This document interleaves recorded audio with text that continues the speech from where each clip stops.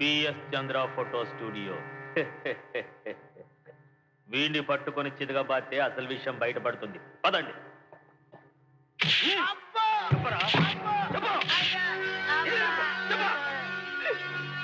ఇప్పటికే పిచ్చ కొట్టుడు కొట్టారు, ఇక నన్ను కొట్టద్దు. ఒక్కళ్ళే ఇద్దరుగా తీశారు. ఏదో ఫోటోలు తీసుకుపోతే వాళ్ళని వదిలేయండి బాబాయ్.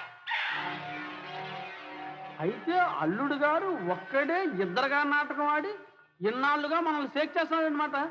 వాడి నాటకాన్ని వాడికే రివర్స్ కొట్టాలా? బసవయ్య, జాకీగాడు లావు ఎత్తు గోపాలలా లేడు? ఆడలాగా వాడు శత్రువైన అందగాడయ్యా.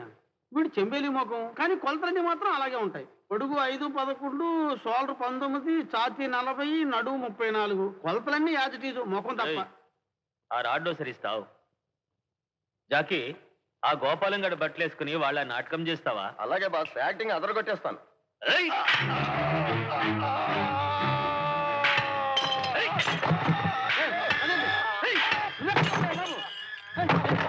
కదలండి,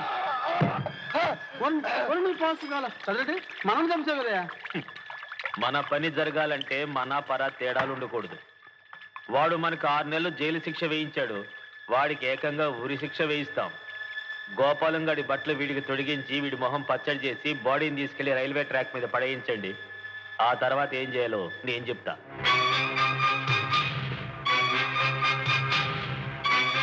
పదరా.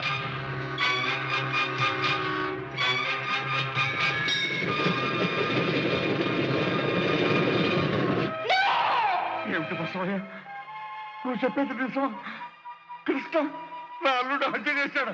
అవును సార్, అల్లుడు గారిని చెప్పి ఆయన స్థానంలో మీ అల్లుడు గారు చలామణి మీ ఆస్తంతా కాజేయాలని కృష్ణ గారి ప్లాన్ సార్.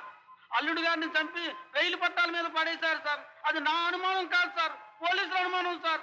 ఇన్స్పెక్టర్, ఇంత ఘాటుగారికి తెగించిన తర్వాత ఇక వాడిని వదలకూడదు. వెంటనే మీరు అరెస్ట్ చేయడం అండి. వెళ్దాం పదండి.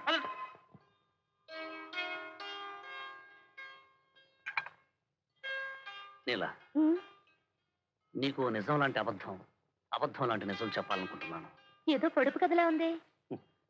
ఒక్కొక్కప్పుడు జీవితమే పొడుపు కథలా ఉంటుంది. ఒకే పిట్ట తోకలు 2, ఒకే పాట పల్లవులు 2. ఏమిటది? ఏమిటో మీరే చెప్పండి. నేను చెప్పేది జాగ్రత్తగా విన్నామని. ఎస్ఐ గారు, అతనే, వెంటనే అరెస్ట్ చేయండి. బాబాయ్ గారు, ఏమిటిది? ఏం జరిగింది? నీ మొగుడంత కిరాతకుడో నీకు తెలియదమ్మా. నా ఆస్తిగా చేయాలని కుట్ర పన్నాడు. అమాయకుడైన నా అల్లుడిని నిలువున హత్య చేశాడు. నేనా? మీ అల్లుడిని హత్య చేశానా? ఇంపాసిబుల్, అది జరగని పని. నోర్మై, మీరిద్దరూ ఒకే రూపంలో ఉండటంతో నా అల్లుడిని చంపి అతని స్థానంలో చేరి నా ఆస్తి అనిపించాలని కుట్ర పన్నావు. అందుకే నా అల్లుడిని చంపావు. నా బిడ్డకి పసుపు కుంకాలు దూరం చేశావు. దయచేసి నా మాట వినండి. మీ అమ్మాయి పసుపు కుంకాలు దూరం కాలేదు, ఎవరూ దూరం చేయలేరు. అసలు నేను మీకు ఎలా చెప్పాలో, ఏం చెప్పాలో నాకు అర్థం కావడం లేదు. Don't talk. గోపాల్ గారిని హత్య చేసి రైల్వే ట్రాక్ మీద పడేసామనడానికి మా దగ్గర సాక్ష్యాధారాలు ఉన్నాయి. 407 అరెస్ట్ చేయం. బాబాయ్ గారు, ఆయన అలాంటి వారు కాదు. ఎవరు ఆయన మీద కుట్ర పన్నారు, అపనిందలు వేసి హంతకుండా చేశారు. దయచేసి నా మాట వినండి.